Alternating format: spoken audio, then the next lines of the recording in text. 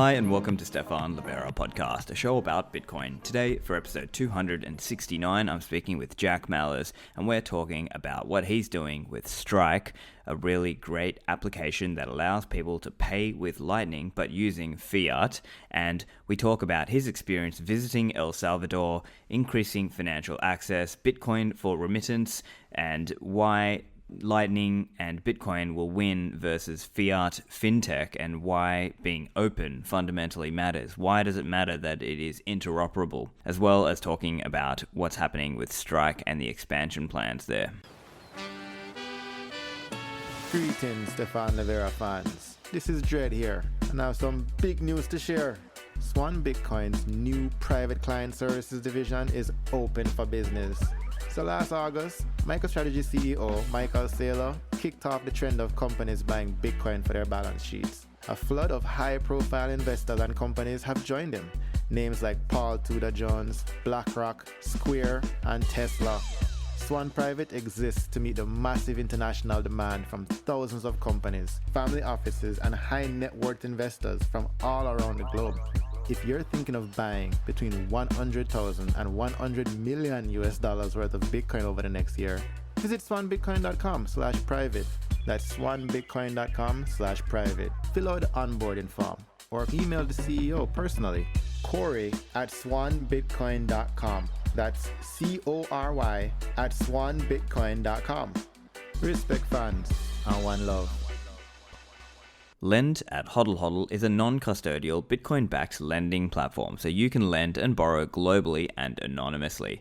So if you have stablecoins, you can lend them and earn attractive returns. On the other hand, if you have Bitcoin but you need fiat stablecoins liquidity, you don't have to sell those Bitcoins. You can collateralize them and get some fiat stablecoins, and you don't have to trust one single party. This is using a multi-signature 2 of 3 escrow. So Lend at Hodl Hodl is a Bitcoin DeFi, and it's growing really quickly. So make sure you check them out. They're allowing peer-to-peer lending, and you set your own terms and put up offers depending on how long you want to borrow or lend and the interest rate. So go check it out, lend.hodlhodl.com. Compass Mining is an online marketplace, making it easier for everyone to mine Bitcoin. So if you've been thinking about contributing to the Bitcoin network's security, you can sign up with Compass, you can buy your own ASIC, and they have already sorted out secure hosting at great facilities around the world. So for years, we've heard mining's only profitable if you're investing tons of money, but now with Compass, you can tap into the economies of scale there and access reasonably priced hardware and cheap industrial power rates rather than mining at home. So if you're unsure about how to get started, Compass offer hardware and hosting bundles. So you don't need to have advanced technical knowledge. You can quickly get started mining Bitcoin with hardware you own. Visit them at compassmining.io and start mining Bitcoin today. On to the show with Jack. Jack, welcome back to the show. It's great to chat with you. It's been a while since we spoke. Hey. Yeah, Stephan, thank you for having me. Big fan of the show, of course. Congratulations on all the success since I've been on the show. I'm a rapid and avid listener, and I'm pumped, man. I'm pumped. Good to see you, buddy. Yeah, dude, you've been really busy. So we've got to get into what you've been doing lately. I know you were down in El Salvador, so maybe we should start there. Tell us a little bit about your trip there. Yeah. Okay. One of the big initiatives that we're most excited about at Strike is our ability to deliver financial tools to emerging and developing markets. We think that Bitcoin as a monetary network is the most inclusive, accessible monetary network of all time. We view that as just an imperial fact. And so El Salvador, as our first non-US market, was very purposeful. And it was a market that is dollarized. They're exposed to the asset inflation that's developing here in the United States, although they're not getting any stimulus checks, right? Yeah. They don't have the financial access to buy a lot of the stocks and bonds. They're just swimming a bit naked. When the U.S. raises rates, they're in a lot of trouble. They're the 6th ranked inbound remittance destination from the United States, over 20% of their GDP, well over 20%, now bordering 25%. The country's GDP is inbound remittance. And so we view it as an awesome place that has already taken a keen interest in Bitcoin to explore how we can use Bitcoin the asset and Bitcoin the network to just improve the quality of life and financial access and inclusivity in the country, and then hopefully learn a lot and be able to replicate that to about 2.5 to 4.5 billion people that lack the financial access that maybe you and I grew up with. And so from a super high level, that was the initiative, and it was a blast, a ton of fun, something I'll never forget, and I'm more than happy to talk about. Yeah, man, that's really cool. I mean, so you're saying sixth inbound in terms of so essentially the point is there's like a big diaspora, right? So I guess there's a lot of people overseas who are sending money home to their family, let's say back home, and this is where they're currently using some more fiat kind of processing ways of doing that, and you're looking at ways to actually go, hey, we can use Bitcoin and Lightning here. That's what you're seeing, right? Yeah. So you're talking about a country that the flight from Miami to El Salvador is 2 hours. El Salvador is closer to Miami than New York. And so you're talking about a country that really borders the United States. They're dollarized. They've been dollarized since, I believe, 2003.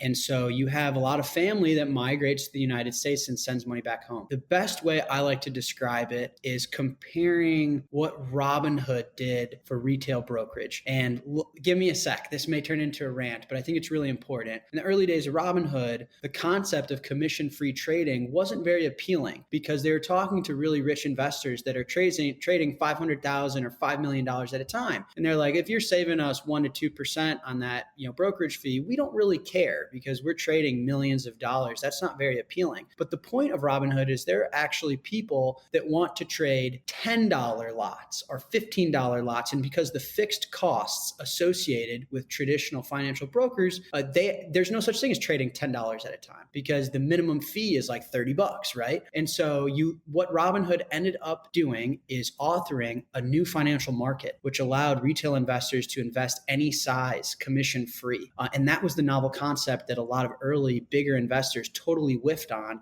is that there was a market that wanted to exist but couldn't because of the fixed costs associated. And so we like to think of the remittance market to and from El Salvador the same way, is that these are people that are remitting $100 a week, $20 a week. And because of the fixed costs associated with the SWIFT network and with the fiat legacy system, you're talking about fees that are upwards of 35, 40, 45, 50%. And so the town I was living in, these people bus about 6 hours to the local Western Union. They wait in about a 4-hour line. It's a full day's worth of chores to pick up your remittance money. And on a $100 remittance payment, they ended up collecting around like $50, $60.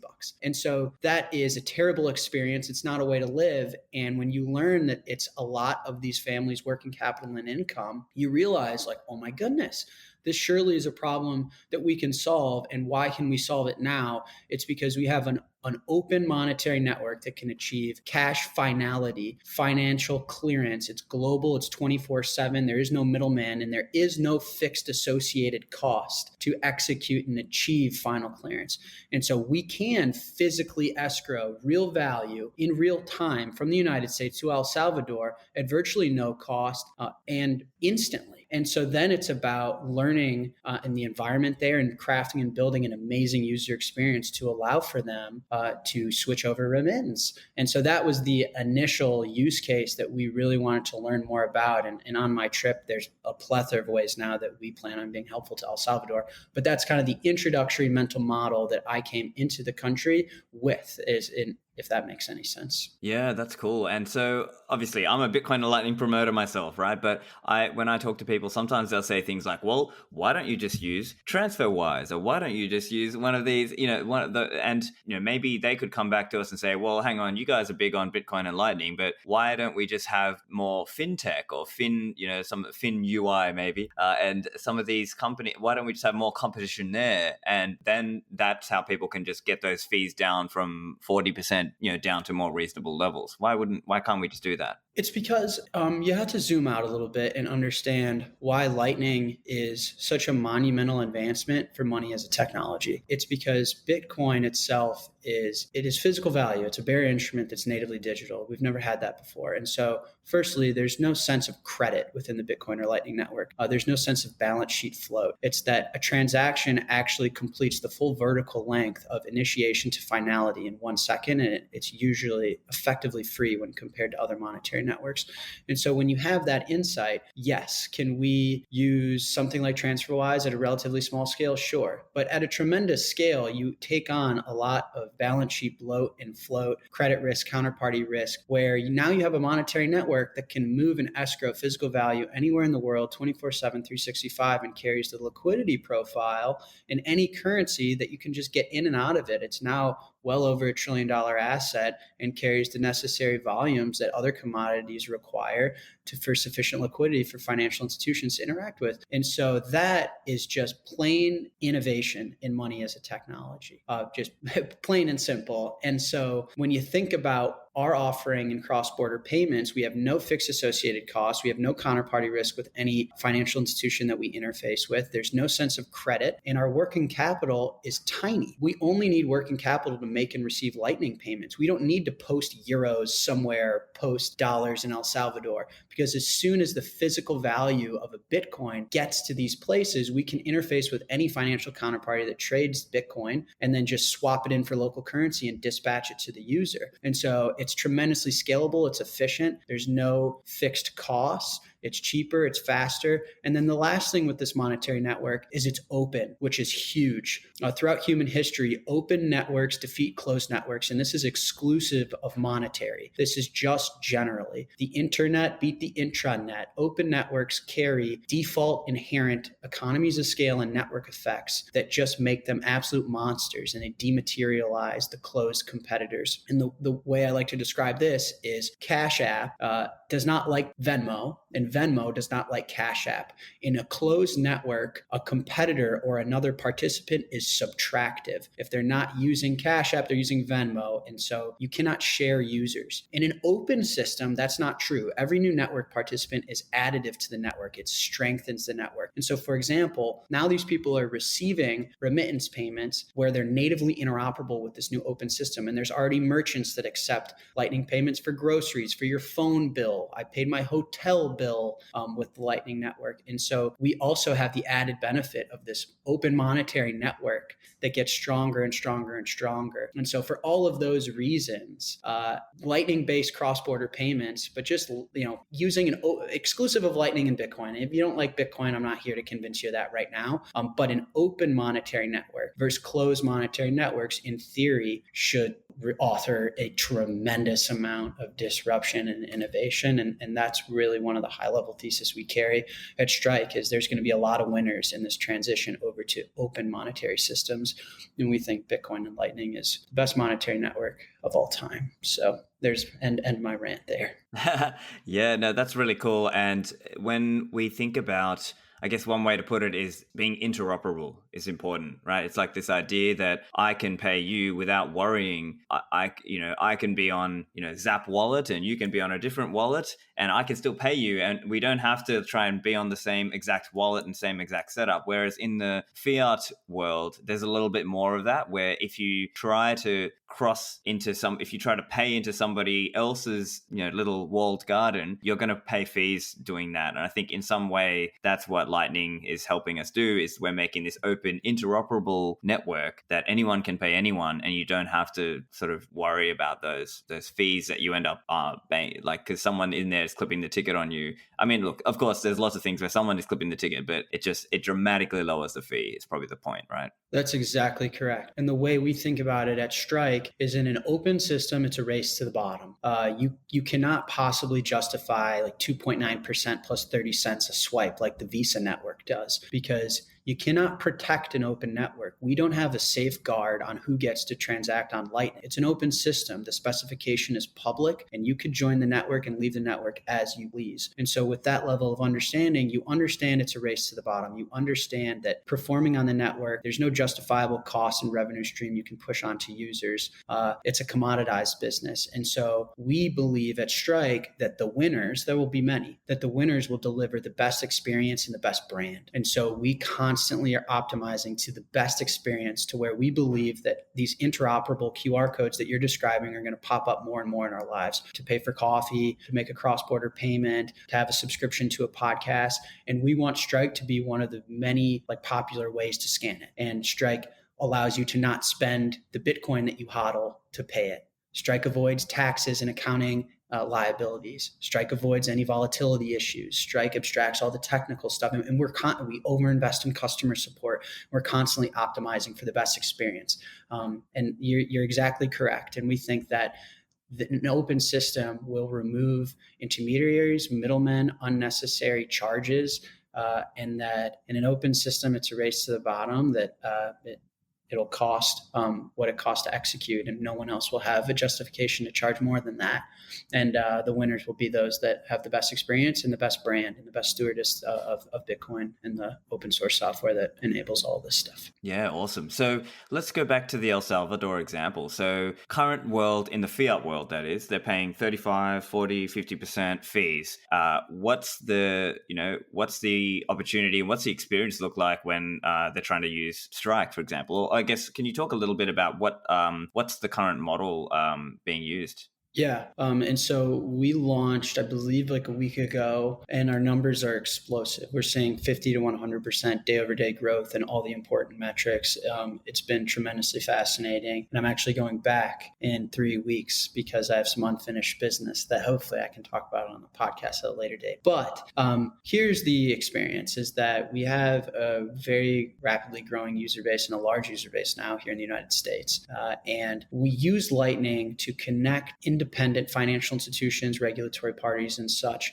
And so we have a certain entity that is domiciled outside the US, and we have certain counterparties, trading institutions, regulatory and compliance institutions that we interface with for non-US customers. And we're able to, if someone in the United States wants to send $100 to El Salvador, what we're doing today is we're debiting the $100 from their US checking account. So Strike, you link a US checking account, and you can make any Bitcoin and Lightning payment with your dollars, which is a mind-bending experience. And how that happens is we debit the dollars from your checking account. We live convert it programmatically into Bitcoin on the Lightning Network. We send the Bitcoin over the Lightning Network to another financial institution, to an entity we own elsewhere, to another bank, to another service. And that physical settlement between us and the United States and the non-US entities that are the counterpart to El Salvador users happens instantly and at no cost. And then right now we're converting that back into a stable coin for them. Although we just established some relationships with some local banking partners in El Salvador,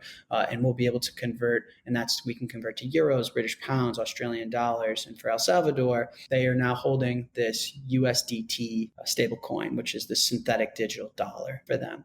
The reason that this is so cool is you would think, well, that's kind of unfortunate. Once they get the dollars, that they're effectively US dollars, like it's volatility and it's backed by dollars and such, but they're not spendable over the Visa network. How do you go grocery shopping and such? What's amazing is there's already all these ATMs all over the country. There's all these off and on ramp manual services of people buying and selling Bitcoin and like local meetups and such. And there's already over 25 merchants in the town I was staying at that accept for groceries, living, bill payments. And so people are actually receiving their remittance and able to cash out into local currency or able to just spend it and live off of them. And so our remittance to El Salvador users, they're instant and they're free. Not only so, but they're the convenience to your mobile phone. So you don't have to take a bus. You don't have to collect it physically. It's not a 10-hour chore. It's at the convenience of your cell phone, comfort of your home, costs nothing. It's instantaneous. And then it's a more convenient way to spend money. It's a balance that lives on your phone for all of us that are really familiar with the experience of linking your bank account to your phone and having a debit card in your pocket. A lot of these people aren't. And just watching them experience that for the first time was pretty tremendous. And so that's what it is today. And yeah, we're establishing relationships with banking partners and a lot of different institutions and merchants to try and mirror. I think, with Bitcoin and the Lightning Network, we can give a developing world experience to an emerging market. And that's kind of our ultimate goal. That's cool. So they are receiving USDT. And so is that into their own, like they have so I guess walk me through the flow here. So as an example, they might be someone from El Salvador who's living in the US and they want to send money to their family back in El Salvador. Yeah. And so that person in the US, they link their bank account with Strike, and then they are paying QR of their family member back home in El Salvador, and then that person back in El Salvador, they've got it on the Strike app also, or are they taking it to another wallet app, or how are they then paying? Could be either or. They like a lot of people now have Strike, but if you have another Lightning wallet that you want, obviously we're natively interoperable with it, right? We're all built on the same open standard. But yeah, we work with a partner. To be clear, we have no interest in having anything to do with fucking Tether at all. We don't run Ethereum nodes, so we outsource that. At the end of the day, we're trying to solve a problem here, and I would love to integrate with Blockstream and Liquid and do some more innovative things there. But I'm only one guy and only so much at a time. So we outsource that relationship. So our interfacing and swapping into USDT is with a partner of ours. And so that's what happens. They custody on behalf of the user. But yeah, that's how it works. It's actually deathly simple. And it's really cool because the integration is public, the specifications on GitHub, right? But that's how it works. Nice. Yeah. And then so for that person in El Salvador now to spend, are they just basically going to an ATM to get cash out, or how do they then actually spend that money? Yeah, so let's say I remit $100 from the United States, and that becomes 100 synthetic digital dollars to a user in El Salvador. What's really cool about Strike is those dollars are spendable over the Bitcoin and Lightning network. So I can pay any Lightning QR code or Bitcoin address with that dollar balance. And so a lot of users will walk up to an ATM or will walk up to a local Bitcoin broker and say, "Hey, I have $100 on Strike. I'm going to scan this QR code. Can you give me 100 US dollars in like physical cash?" And they say, "Yeah, of course." And what's happening is Strike's debiting the stable coin, paying the Lightning invoice or the Bitcoin address, and that's converting to Bitcoin. And then the people then are giving them cash in return. And so the user experience at the ATM is very native. It's like the ATM is like, "Okay, you want to give us Bitcoin and we'll puke cash out for you. Here's the address." The user scans the address. We debit the stable coin. Bitcoin goes to the ATM. The ATM pukes out local currency. And it's really an amazing, fascinating experience. We're actually in a growing beta in the Philippines as well with the same experience. And they're not dollarized at all, right? They're interfacing with localized currency. And what's amazing there is that we didn't coordinate with the ATM company. We don't know where they are, who they are, how they work. How is this possible? Because it's an open system, because it's an open network. And open networks have these network effects that are so apparent and so powerful. For PayPal to duplicate this experience, they'd have to get the banking relationships local in El Salvador. They'd have to change the law a little bit. They would have to implement all their own ATMs and get their own merchants. We didn't do any of that. We didn't pitch Bitcoin to anyone. We didn't set up any of these merchants. We didn't set up any of these ATMs. We just showed up with an interoperable service on an open network, and it solved like a problem that's like 250 years. Yeah, that's very cool. And so in that way, you are leveraging the infrastructure that is already out there, but doing it somewhat. Obviously, there's regulation, and I'm not a fan of regulation, obviously, but to some extent, you can sort of interoperate in a way where you're not having to be as permission seeking in some sense. So I guess in some sense, you are relying on there being, let's say, Bitcoin ATMs in that local country, and perhaps local Bitcoin traders who are doing, cash for sats ways for the local people in that country to be able to then actually, because unless they can spend Bitcoin natively, they will need to get the local cash, and that's where they're relying on these points, right? Yeah, and so our experience in El Salvador is so powerful because we saw a massive uptick in downloads, massive uptick in user volume, and just general signups and interest. We were all over the media locally there. And then all of a sudden, we got contacted by banks. We found an issuing partner that was willing to issue Visa cards to all of our users. And all of a sudden, overnight, we became potentially one of like the more powerful financial experiences in the entire country. And so that's a very awesome case study of what we plan to replicate all over the place. But one interesting insight quickly is you'd be surprised. There are on and off ramps everywhere in the world for Bitcoin. And we didn't do any work for that. That's just part of the network effect where we're built on top of a system in an asset class that's growing in popularity, growing in its ability to impact and change lives and improve the quality of people's life. It's the best savings technology of all time. And it's the best monetary network of all time. And we benefit greatly from all the work that's continuously poured on day in and day out from others. If you think that we're built on the Bitcoin network and PayPal's built on the PayPal network, we technically have more people working on our network than any other monetary network in the world, and it's not particularly close. So Strike gets materially better every single day and we don't have to do anything. If I told everyone at Strike to take the rest of the year off, Strike would be a much better product by the end of the year than it is today. PayPal can't say that. Square can't say that. Visa can't say that. And so that's just the inherent network effect, is we can pretty much launch in any country and know that there's local liquidity and local interoperability because the Bitcoin network has reached that level of scale, which is just, it's fascinating. Yeah, it's really fascinating when you think of all those people out there developing in Bitcoin and Lightning. Let's say some Lightning protocol developer is doing some advancements on the Lightning network, and then that shows up later in, improvements in the way we route our transactions or the way we use Lightning wallets. It just improves the experience for everybody, and you're just kind of plugging into that network, right?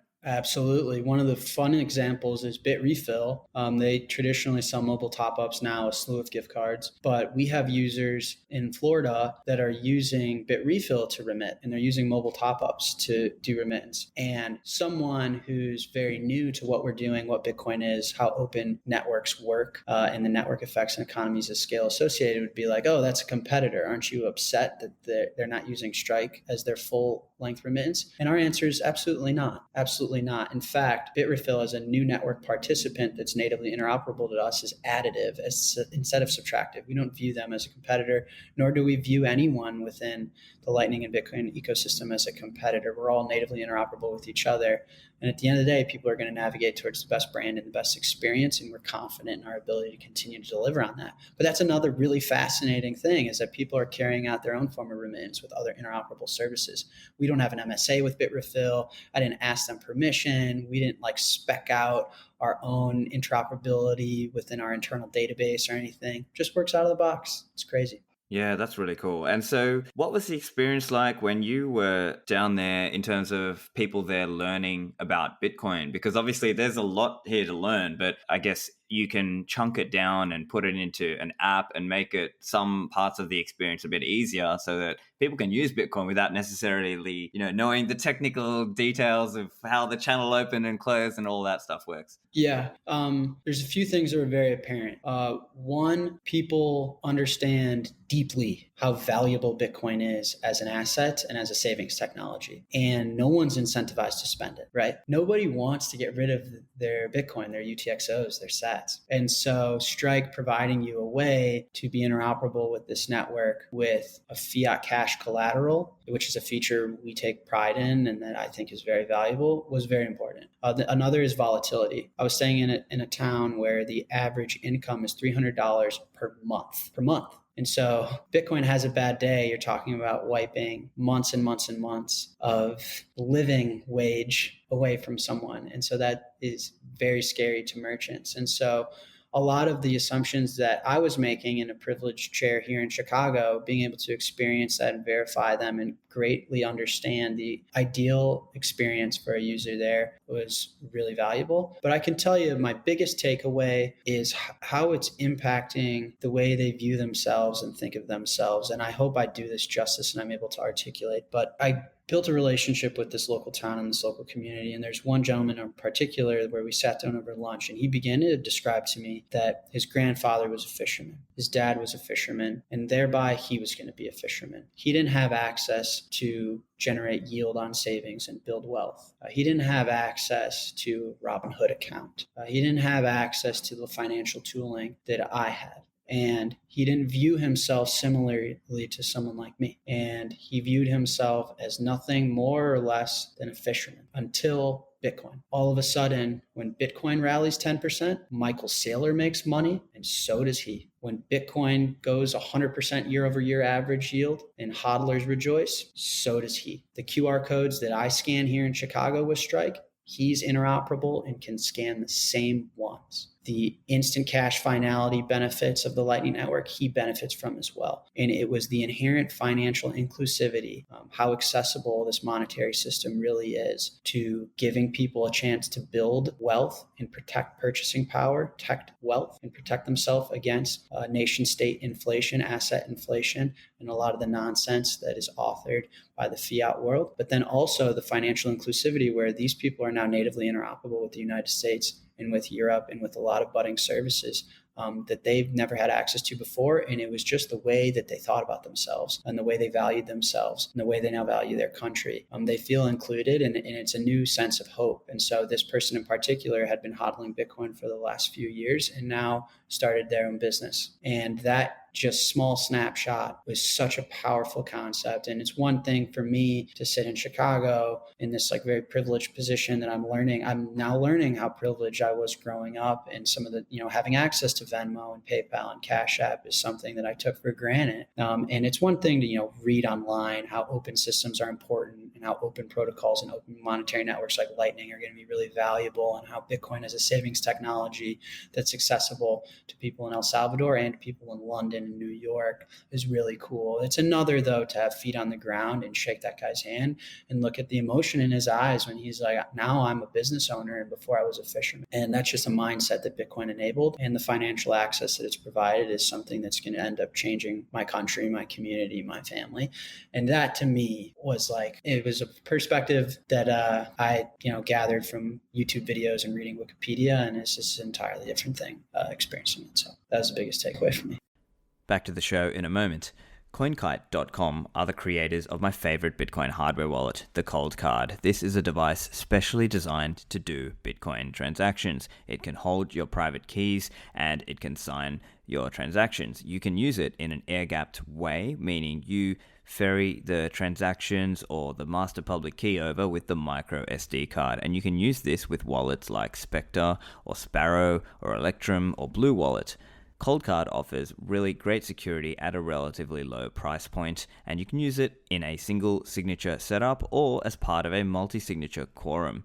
One feature I really like is being able to verify my receive address on the internal address explorer of the device. So make sure you go and get yours at coinkite.com. Use the code Livera for a discount. Unchained Capital are building Bitcoin native financial services on a foundation of multi-signature. So if you have left your coins on the exchange, or maybe you're sitting on a phone wallet or a single signature hardware wallet and you're looking to upgrade to multi-signature, Unchained can help you here.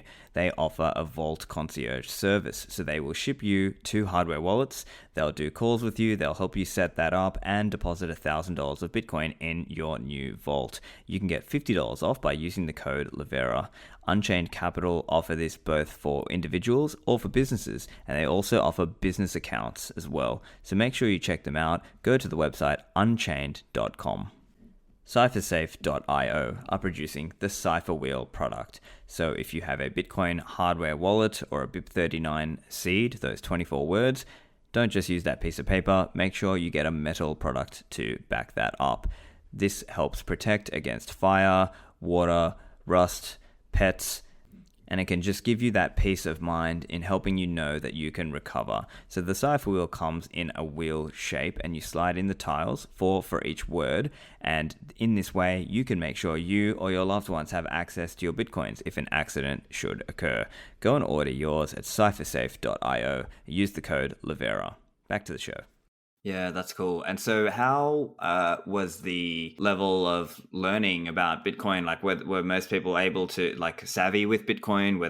Most of them had a Bitcoin wallet, or, what was the feeling like there? All the above. We actually now employ 2 people in El Salvador. And I tell you why. Obviously, we want a local presence. Obviously, their local expertise is very valuable to us. But the other is these people are overqualified to work at Bitcoin companies. They understand what Lightning is, how to scan QR codes. They have all the wallets downloaded. They've been hodling for years. They understand cold storage versus hot wallets. I mean, they really are very sophisticated Bitcoiners. And I can tell you what, they care more than anyone I've ever met. And it should be for obvious reasons.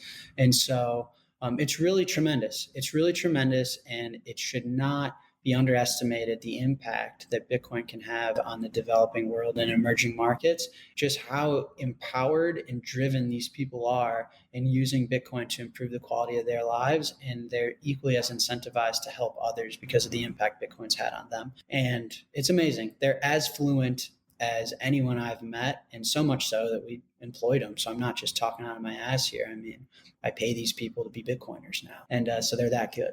That's awesome, man. So in terms of the interactions, and like I know at the Bitcoin Beach Town, there is there's actually more of a drive towards natively transacting just directly in the Lightning Network. And so, is that something you're seeing more and more merchants there in the town who are fully going full Lightning and not even doing like as much of the fiat? Or I mean, in the sense that they are there are people who might be earning in Sats and then buying things for Sats. You're seeing people like that.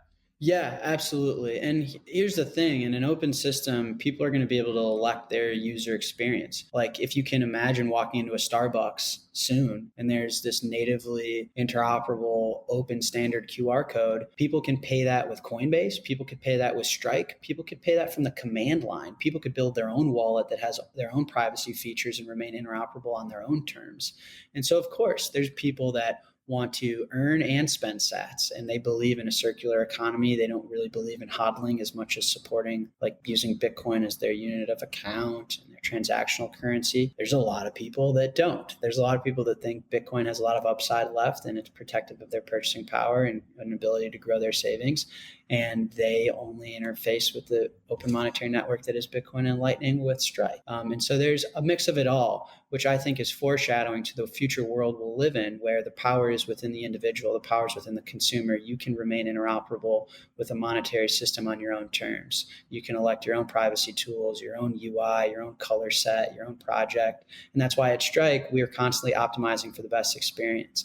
And we think we can help deliver an experience that a lot of people will elect to use to remain interoperable, but we don't think it'll be the only one, and we don't encourage ourselves to be one either. So it was really fascinating. Some people like Wallet of Satoshi, some people liked a Bitcoin Beach wallet that they developed locally, and a lot of people like Stripe, but they all talk to each other, and there's no wrong answer there. So, one of the really cool stats, I'm out here live pulling up our internal dashboard. I think of all of the transactions that Strike users have made since our launch, which has been a lot, only 3 have been on chain. To give you context, we're like already in thousands of users and like tons of money transferred.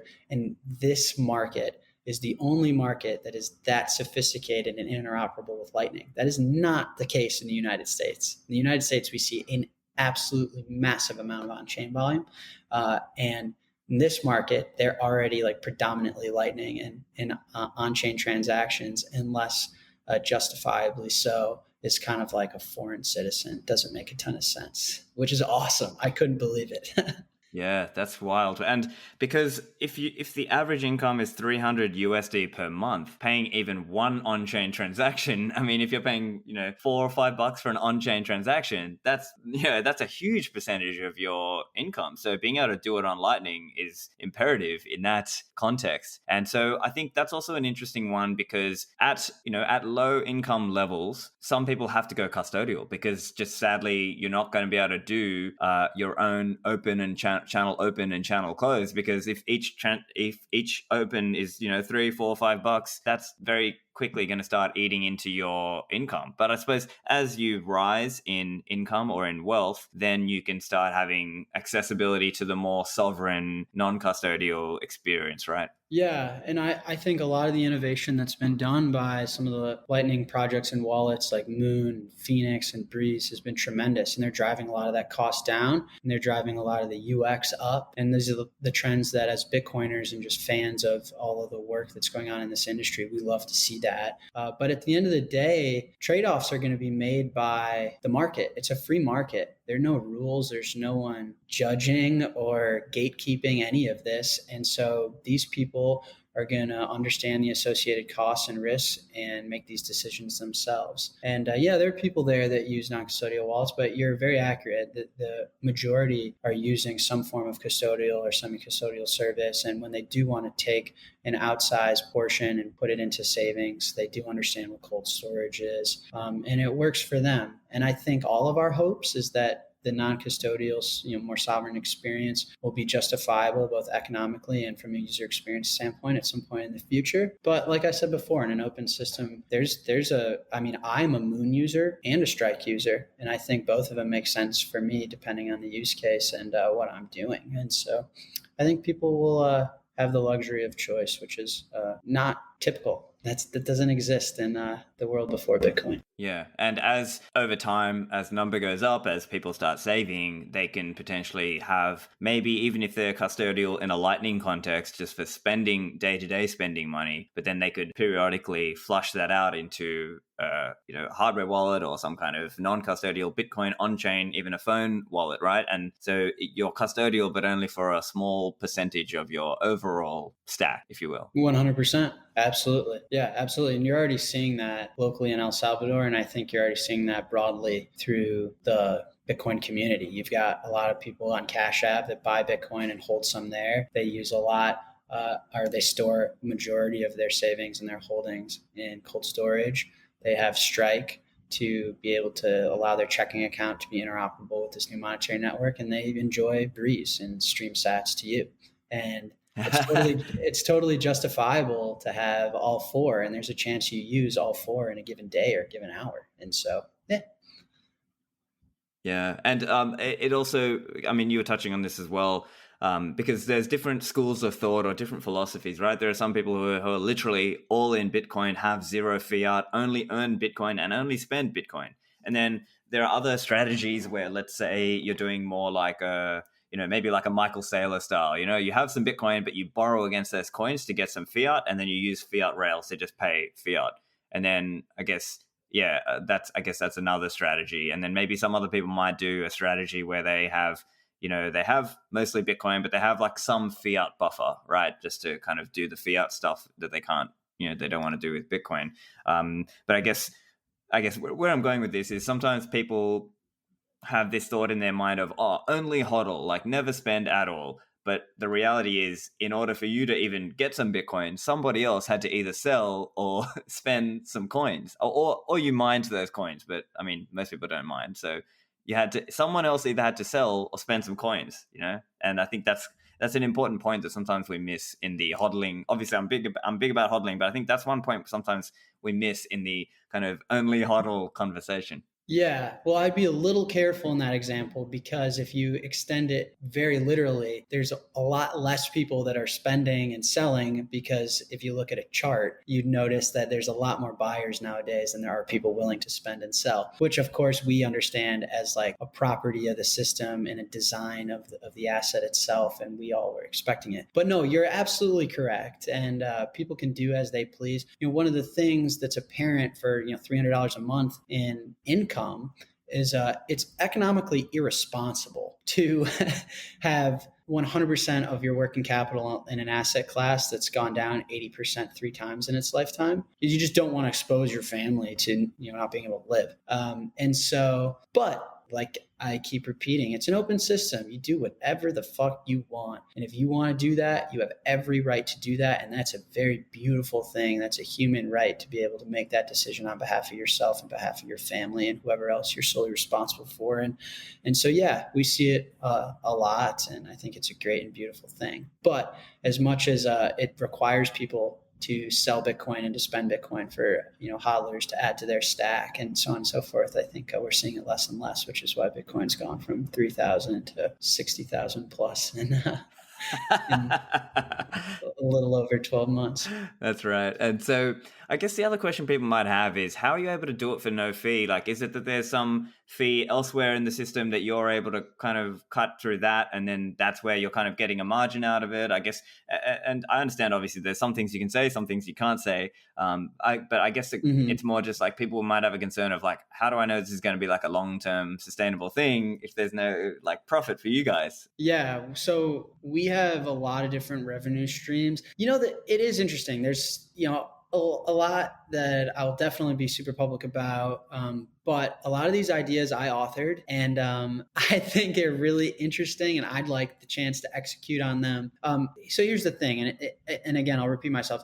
In an open system, it's a race to the bottom, and the best experience wins. So I wholeheartedly believe that when you walk into a coffee shop and there's a QR code that thousands of different products can scan, being the best experience is very high. It's a highly competitive field. And if you're charging me 1% to scan that QR code, I'm going to do the one that's 0.9% or the one that's free. And so I think native interoperability to this open monetary network, which is the core value product that we offer, should be free, period. There's just no way I ever plan on charging anyone. That is the base level service. Like, what is Strike? Why is it cool? It's the best way to remain interoperable with this new open monetary network, in my humble opinion. And I think millions of people will soon share that opinion.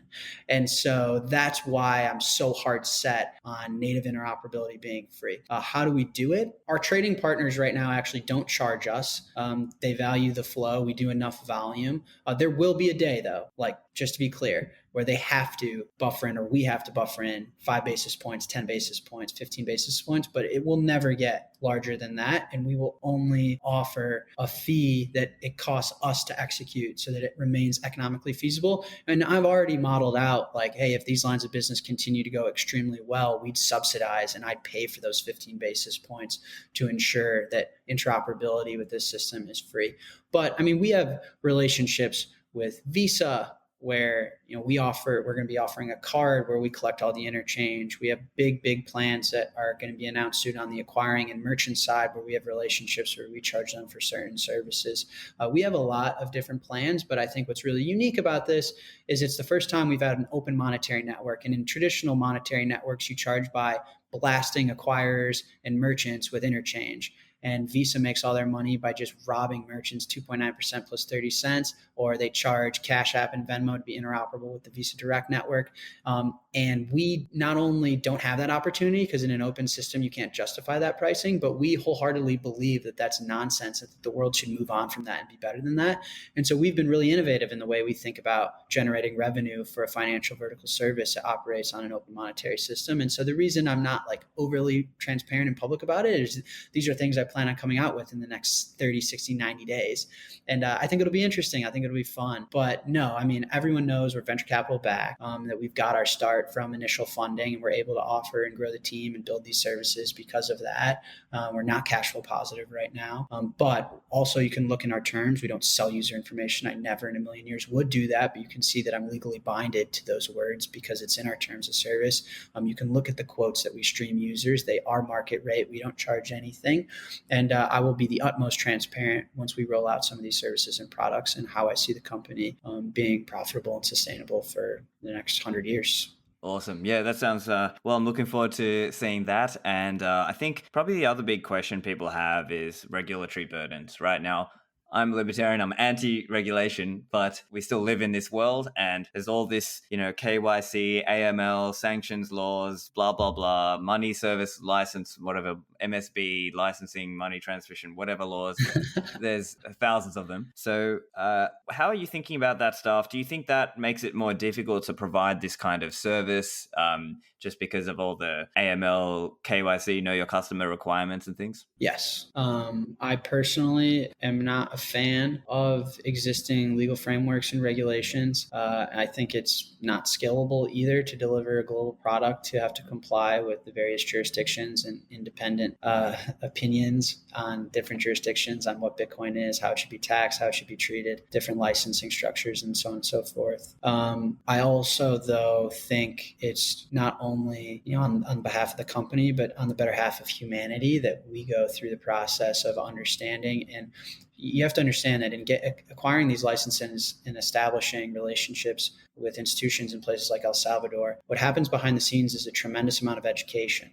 And we're actually taking progressive steps forward in allowing people to understand what is Lightning, what is an HTLC, what is Bitcoin, how should it be treated, how are people thinking about it. And we're making progressive steps forward. You have to start somewhere. And, we don't, as a company, hold the opinion that because we are in general disagreements of the existing frameworks and how policymakers and lawmakers think about Bitcoin, that we just shouldn't innovate financially and do our best to move humanity forward. In fact, we overinvest in legal. I think one of the principles we hold internally as a team is that, great feature can do one thing, a great team can do anything.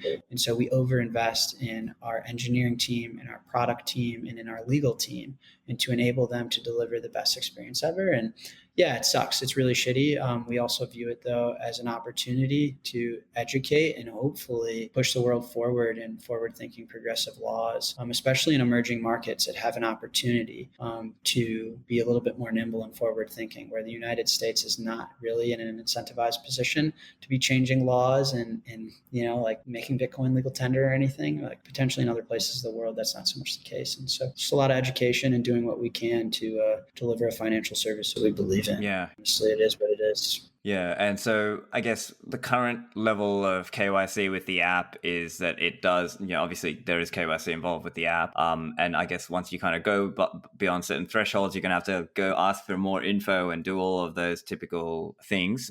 But so long as, people are comfortable with that, then they are able to use Bitcoin in a very tax efficient way because they're not having to spend their own coins, they're spending somebody else's coins. So I think that's probably the trade-off there for listeners to think about, and probably for many people that makes sense. Yeah, and we don't I don't want to brand us as some like cypherpunk privacy oriented service. I think there are a lot of privacy benefits compared to other custodial services. I think that as a company, as an individual, I'm more cypherpunk than other CEOs of exchanges and such. But with all that being said, it's a KYC service. We're highly regulated. We also we don't think of ourselves as bigger as like having non-custodial Strike someday as well, and having a version of Strike where Bitcoin is held on the phone and that we can greatly lessen the KYC or general relationship we have with a user from a compliance standpoint. We're very open towards optimizing and working towards the best financial experience possible. And that's just what we do, period. It's what we wake up and try and achieve every single day. And so, yeah, right now we think that the service is very valuable. It does require KYC ML. We hope to lessen it over time. We hope to do a lot of innovative things. But yeah, it's just like another exchange, unfortunately, right now, but with some pretty interesting value propositions. Yeah, for sure. When Australia? We actually have a few users testing in Australia. The way we think about it, I've been pretty transparent online. Our next major fiat currency will be the euro, and then like very tightly followed by or in conjunction with the British pound. And then Australia is right up there. Australia, Canada is up there as well. And so we have seen a lot of success within the company, our growth, ability to grow the team. And I think we will have a lot of major fiat currency support within the next quarter or two. And that's the dead honest, transparent answer. I hate giving dates because the real answer is I have no fucking idea. And I don't want holding me accountable for that. My relationship with this community, I've been in Bitcoin for almost a decade now, 8-9 years. And I'm an honest guy, very transparent, organic, authentic dude. And I'm not going to try and salesman anybody or give a date that I don't wholeheartedly believe in. So that's the honest answer is we're actively testing, actively working on it. And the euro will come first, that's for sure. But AUD is something that we are very focused on and intend to deliver as soon as possible. Yeah. And I think one other interesting thing with Strike just generally is part of Bitcoin's adoption story is going to be people teaching other people to write Bitcoin. And the way it often is, or at least historically, has been like, oh, do you want some Bitcoin? I'll sell you some. But now it's the other way around. If you're a merchant, you can tell your customer, hey, I want you to pay me with Bitcoin. And then if Strike provides an easy enough way for the total newbie like customer to then learn and then say, oh yeah, I want to buy this thing off you and I just have to download this app and pay you with that, then that's like another whole way to start doing almost merchant adoption the right way, not the 2013-14 way, hey? We've seen this a lot. There's a really famed burger shop in California run by Bitcoiners. They have a BTC Pay server and they tell everyone to download Strike. And if you pay with Strike, they'll give you a little discount or a reward or a large soda or something. And what they're doing is they're taking the Bitcoins that Strike is sending and they're hodling them. But the consumer is like, oh, this is just a different version of Venmo. This is cool. I just link my checking account, scan the QR code, and my burger's half off. Wow, that's great. And so we're already starting to see that, which is awesome.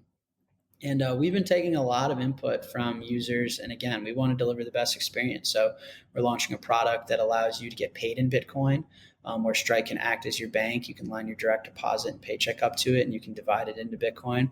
We'll offer the ability to our card is coming out, which we're more than happy to turn on Bitcoin rewards.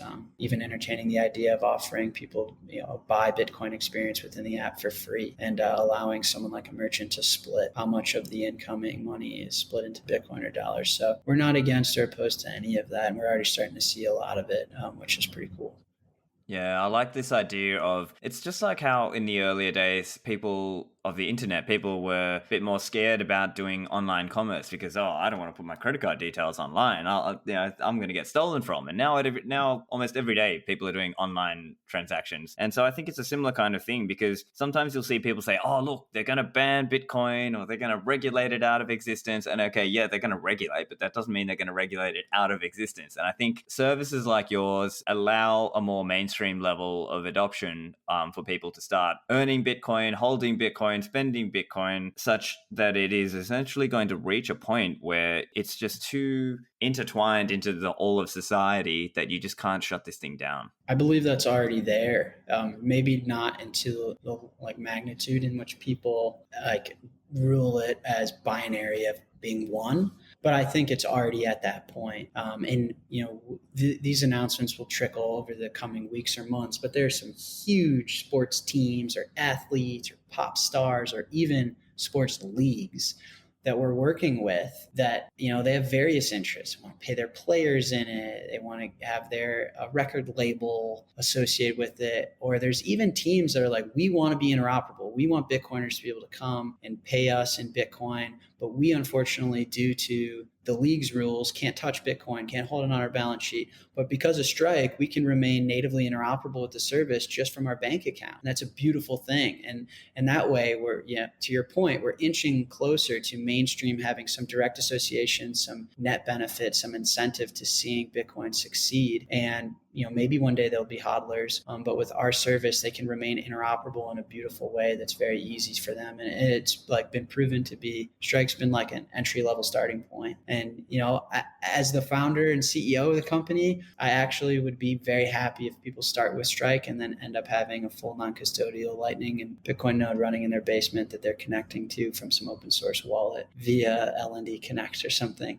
I guess from the business standpoint, we don't want to lose users, but as an individual, I would love that. And so, I view Strike in that way. Yeah, so it's really we're just growing this overall pie. I'm also curious just to get your views on, is there anything you're excited to see in the Bitcoin and Lightning world from a more, technical perspective? Is there anything you're excited about that you would like to see come in? Oh man, well, Taproot, I obviously am watching closely. I think what's been interesting for me, there isn't much debate on the technicals. There isn't like an opposing party or subsector of the industry that violently is opposing things like Taproot or a lot of the base level Lightning protocol enhancements. I think what's been interesting is the political landscape, or I don't know the correct way to articulate, but just how do we enable and activate and come to general consensus. I can say in the Lightning community, one of the things that I would like to see improve is there's now specifications that live outside of the protocol specification. So there's like some specification to stream money to podcasters. There's some LNURL specification. There's a specification for zero sat invoices that's inherently insecure and that no one should be using. And what you don't want to see in an open system is independent specs that live separately of each other. And that in order to be interoperable with everything, you have to implement 25 different specs.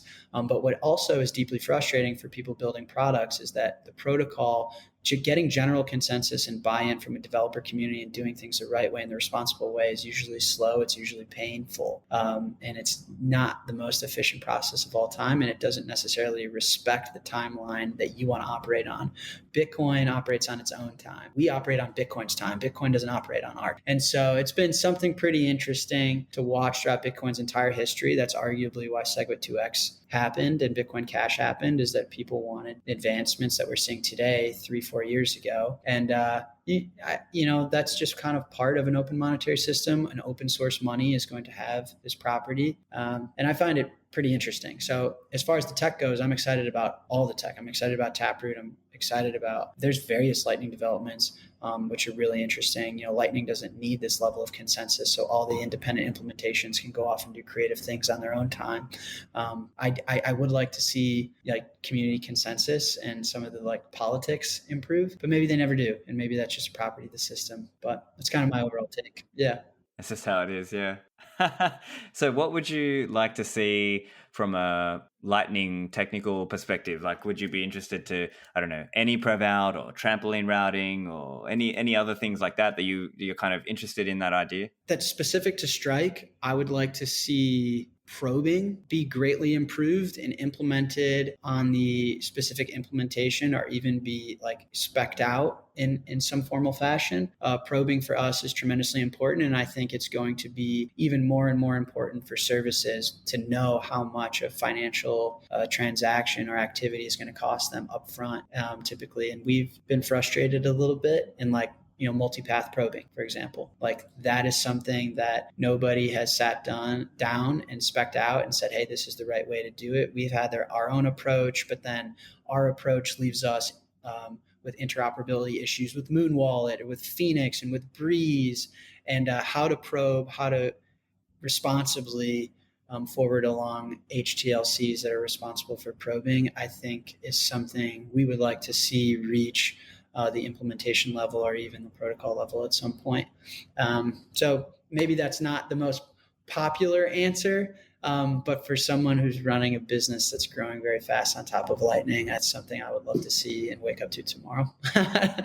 Yeah. No, well, that's precisely what I was interested to hear, just to kind of get some ideas around what you're thinking about. And in terms of Lightning growing, are you seeing how are things from a reliability perspective? Are you still able to route things through correctly? I guess also in your case, you've probably got large private channels and things, but because there'll be times where you're routing a payment not just inside your private kind of channels network, but out to the broader, because there's some merchant who wants to take Lightning. And then how are you finding that kind of thing in terms of payment success and failure and things like that? Yeah, we keep a lot of really interesting internal metrics to try and measure and keep a pulse on these type of things. The health of the network and our ability to route payments and have payments routed for us is growing and getting better and better and more stable as time goes on. We have this internal metric called missed opportunities, where a user wants to make a payment and we call it a missed opportunity that we weren't able to fulfill the payment on their behalf. And our missed opportunities are going down very drastically. And it's super interesting. We get to learn user behaviors and the average size payment for us, for example, is a really useful metric that informs how big our channels should be. That informs how we think about HTLCs being forwarded, HTLCs being stuck. There's a lot of data that is not accessible in the infancy of Lightning, that now we're starting to be able to understand, that informs decisions on how we implement certain features, how we think about channel management and liquidity. But all in all, I have no doubts or fears about the overall health of the network, and I think it's more than ready to scale to millions of people. And so, and the sophistication of other peers has been fantastic. You are reliant on other peers remaining healthy relationships with other peers, right?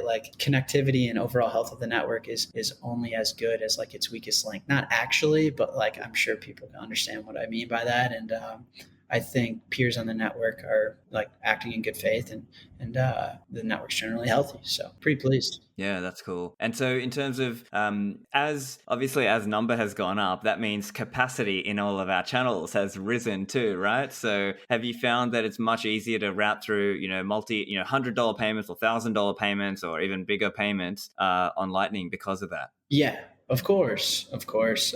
That's just logical. But also, I think that metric is deeply misleading. You've got private channels, all of these non-custodial like Breeze, Phoenix, and Moon all operate private channels. And so we've never really had an issue routing extremely large payments. But no, of course, like as number goes up, capacity increases, but also as you're well familiar with, Stephan, as number goes up, everything goes up. Interest goes up, participants goes up, routing performance goes up. Companies that want to donate and fund developers to build things goes up. And so Bitcoin has this, very vicious, self-rewarding cycle that we're all well familiar with. And so number go up has been great for Lightning because everything's good for Bitcoin, the whole thing. That's cool, man. That's awesome. So probably a good point to close up here. Where can people find you online, and what do you kind of want to leave the listeners with, just as a final message for them? I close out usually the same way on all of my media appearances. Jack Mallers is my real name, not John, not Joe. It's Jack. If I could go back in time, maybe I'd be an Anon, but I can't. And so my name. I'm Jack Mallers on Twitter, Jack Mallers everywhere, and I love interfacing with the community. I greatly and deeply appreciate the support. I was raised on Bitcoin Twitter, got into Bitcoin, and started interfacing with the community when I was 18 years old. So I love all of the support, and I value the relationship I have with everyone and all the listeners very deeply. So you hit me up at any time. DM's wide open. I read every DM. I read every email. It's getting to a scale in which I struggle a little bit, so don't hold me too accountable. But I just appreciate the support. You can contact me, ask me any question at any time. And thanks for everything. Thanks for having me on, man. Yeah, thank you. I think you're doing a great job. I'm really excited to see what's coming next from you, and very excited about the things that you're continually building. So thanks for joining me. So what do you think of Strike? I think it's certainly very interesting in that it enables Bitcoin merchants and Bitcoiners to take payment in Bitcoin, but the payer only has to pay with fiat. So I think that's a really cool way to grow the Bitcoin adoption story. So let me know what you think about that. And also, I've got a really cool interview coming up next with Bob Murphy, who I have long been a fan of. So make sure you subscribe to the show in your podcatcher application. You can find the links at stephanlivera.com. Thanks, and I will see you in the Citadels.